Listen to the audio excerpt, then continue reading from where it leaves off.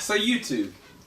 I know I haven't uploaded any yet, but I will be uploading eventually. So reactions / reviews for Voltron, the legendary defender that's on Netflix, done by DreamWorks. And I just watched episode 2 of the 4th season entitled Reunion. And there's been an interesting theme since the very first episode of the 1st season in Pidge. Like, first you find out, spoiler alert, that Pidge is a girl.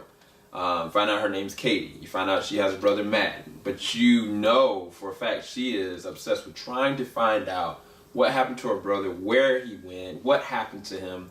And in this episode, you finally get to see what happened to him. And it's probably one of the better emotional episodes that actually have really good dialogue, really good structure, really good fight.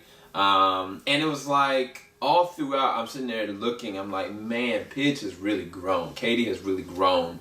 Not just as a paladin, but as a person. Because I seen the time where she was like, no, I need to go get my brother. I don't need to care about this person. But it was like, the first hand, she had to go and try to save this group of people. Then she had to go and try to save this girl. Then she had to go and try to get information. Then when she found out, you know, hypothetically, what might have happened to her brother, she just breaks down. I was like, dang. And so, I mean, as an episode, this was stronger to me than the first episode. Because the first episode, what I didn't get about the 4th season is the fact that from the 2nd to the 3rd, it's all been about the positioning of bringing Keith into this point where he realizes if Jiro leaves, if she dies, if something happens, you are still appointed to be this leader. You know, but you did find out about the lineage part, that he is half something else. And, you know, he's very connected to this blade as well as the blade of the organization that he's with.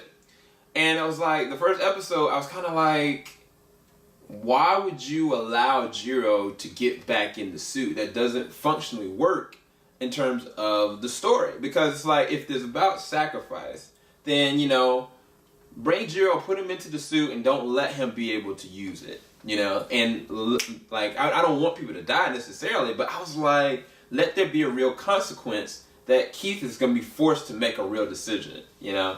And it's like, they kind of just like, were like, oh, I need to do this, and oh, well, this is all going to work out your way. And I was like, first off, I don't even know what they did to Jiro. They didn't even explain fully to me what they really did to him mentally. From the 1st season, and even in what happened in the 3rd season, I was like, okay, they did all this to this man, and he just got out twice.